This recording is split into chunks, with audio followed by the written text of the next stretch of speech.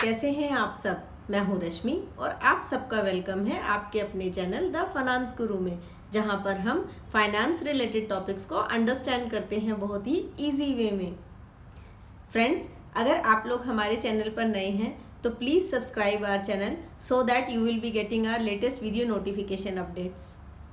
Friends, आज के video में हम डिस्कस करेंगे जो अभी फाइनली 11 अप्रैल यानी कि कल ही लेटेस्ट केरला हाई कोर्ट ने ऑर्डर दे दिया है, डायरेक्टिव दिया है किसको, ईपीएफओ को। और अब उनको ये डायरेक्शन दिया गया है केरला हाई कोर्ट के द्वारा कि प्लीज़ आप ये जो हायर पेंशन ऑप्शन का जो मेथड है उसको या तो चेंज कीजिए ऑनलाइन या फिर फैसिलिटेट कीजिए लोगों को कि वो करेक्टली एंड एक्यूरेटली अपनी एप्लीकेशन सबमिट करा सकें। और ईपीएफओ इस चीज़ को मान गया है क्योंकि ऑब्वियसली जब हाई कोर्ट का ऑर्डर आएगा तो मानना ही पड़ेगा। और ईपीएफओ ने क्लैरिफिकेशंस भी दे दी हैं कि अब आपको जो है हायर पेंशन अप्लाई करते वक्त जो पैरा 26 सबसेक्शन 6 की गाइडलाइंस थी उसके लिए जो आपको डॉक्यूमेंट सबमिट करने थे उसको आप ब्लैंक छोड़ के भी अपना एप्लीकेशन फिल कर सकते हैं। पूरी जानकारी के लिए देखते हैं इस वीडियो को। फ्रेंड्स, द फाइनेंस गुरु के सब्सक्राइबर्स जानते हैं कि द फाइनेंस गुरु चैनल पर सबसे पहले जानकारी मिलती है related to finance related matters. अगर वीडियो अच्छी लगे तो friends please like, share and comment जरूर कीजिएगा और सब्सक्राइब आवर चैनल ऑल्सो। चलिए शुरू करते हैं। फ्रेंड्स, आप लोग जैसा कि जानते ही हैं कि सुप्रीम कोर्ट ने जो ऑर्डर दिया था 4 नवंबर 2022 को रिगार्डिंग हायर पेंशन कंट्रीब्यूशन के लिए कि अब जो ईपीएफ के मेंबर्स हैं वो अब हायर पेंशन के लिए अप्लाई कर पाएंगे, और जिसकी टाइमलाइन जो है अब 3 मई 2023 तक के लिए बढ़ा दी गई है बाय ईपीएफओ। बट इसकी राह आसान नहीं है फ्रेंड्स। हुआ क्या है कि ईपीएफओ ने जो जॉइंट एप्लीकेशन फॉर्म डाला था ऑनलाइन, आप लोगों को मालूम ही है कि उसमें कंडीशन क्या लगाई थी। कंडीशन ये लगाई थी कि अगर आप लोग प्रायर टू 1 सितंबर 2014 और आपका क्या कंट्रीब्यूशन 6500 जो कि वेज सीलिंग लिमिट थी उस वक्त, क्या उससे ज़्यादा का हो रहा था। अगर हो रहा था तो आप अगर यस करते तो ऑब्वियसली काफ़ी लोगों का हो ही रहा था, मोस्टली लोगों का हो ही रहा था कंट्रीब्यूशन 6500 से ऊपर में। तो आप यस करते तो होता क्या कि आपको अपनी उस वक्त, क्योंकि कंडीशन ये थी कि जिन्होंने भी हायर पेंशन के लिए अप्लाई किया था, जिनका भी पीएफ कट रहा था ऑन अ हायर सैलरी, तो उनको पीएफ कमिश्नर की अप्रूवल लेनी थी।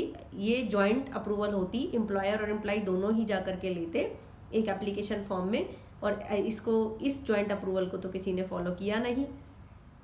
फ्रेंड्स, जैसे कि आप लोगों को मालूम है कि सुप्रीम कोर्ट के ऑर्डर के बाद सुप्रीम कोर्ट का ऑर्डर आया था 4 नवंबर 2022 को कि अब जो ईपीएफ के मेंबर्स हैं वो कंट्रीब्यूट कर सकते हैं हायर पेंशन के लिए based on their actual salary.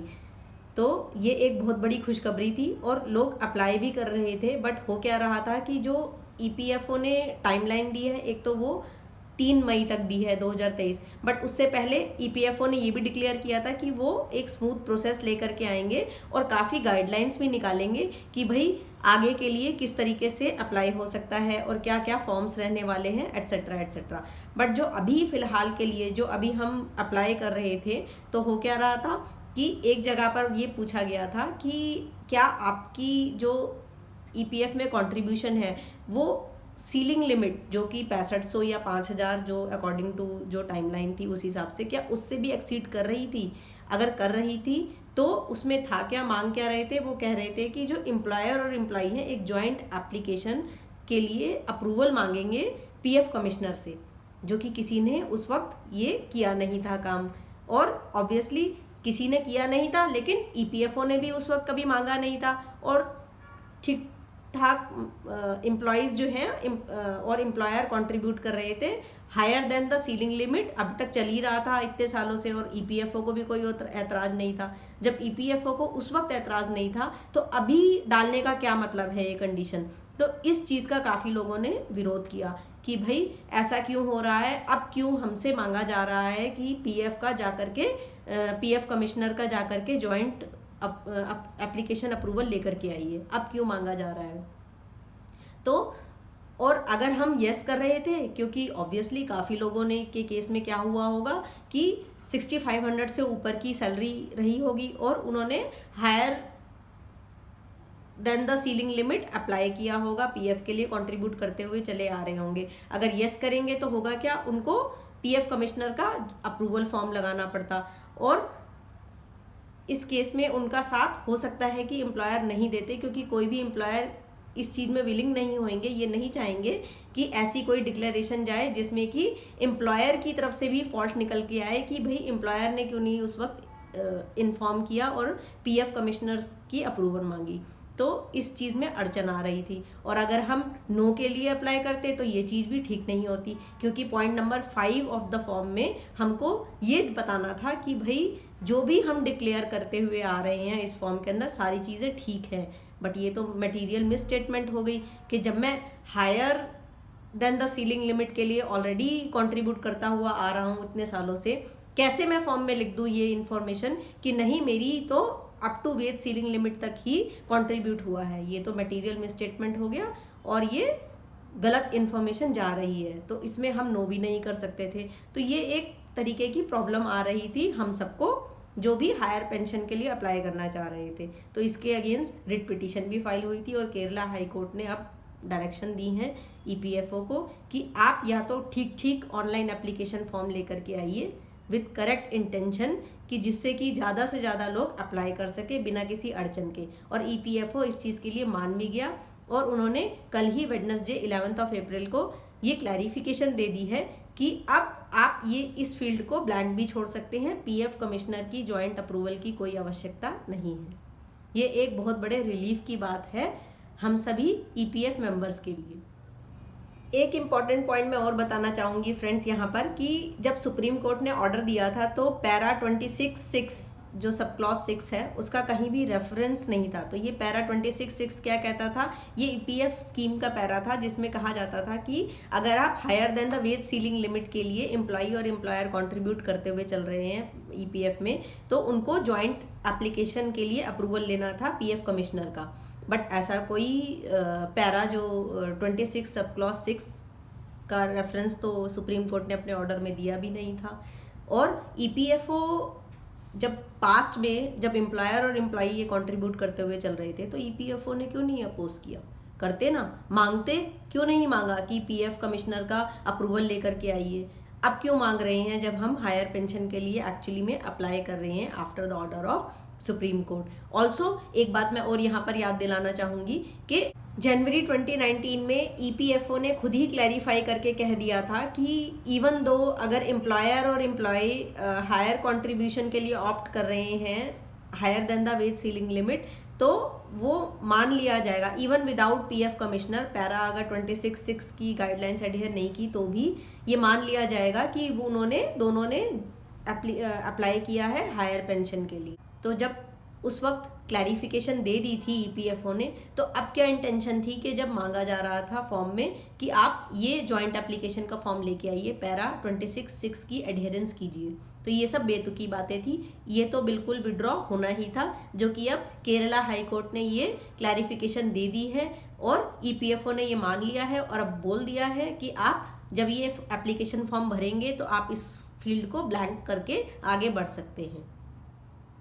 Justice A Ziyad Rahman ने क्लियरली डायरेक्टिव दी हैं वेडनेसडे को ईपीएफओ को कि या तो आप अपना ऑनलाइन जो फॉर्म है उसको या तो जा करके चेंज कीजिए, अगर वो चेंज नहीं हो सकता तो चाहे कुछ भी हो, चाहे आपको हार्ड कॉपीज़ क्यों ना एक्सेप्ट करनी पड़े लोगों की, आपको इसको फैसिलिटेट करना पड़ेगा 10 दिन के अंदर अंदर।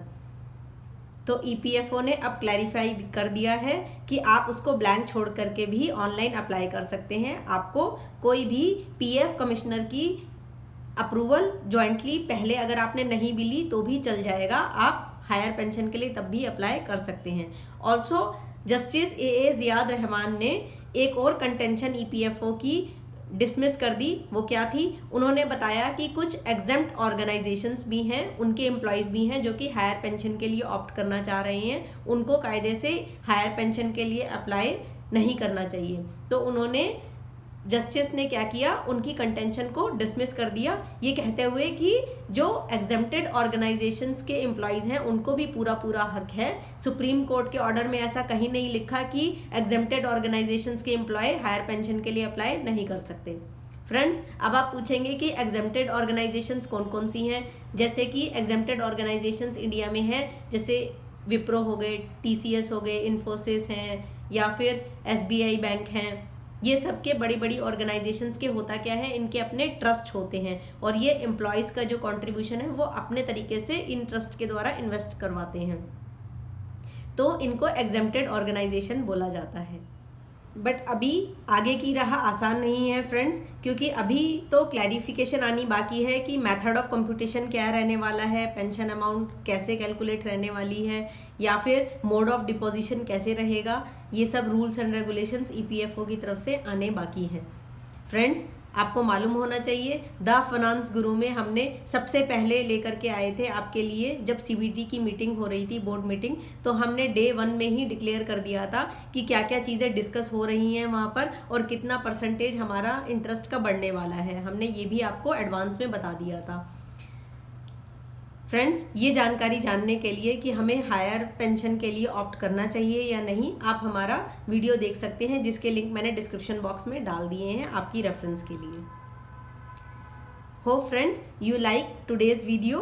If so, please like, share and comment on my video and subscribe my YouTube channel. Thanks for watching.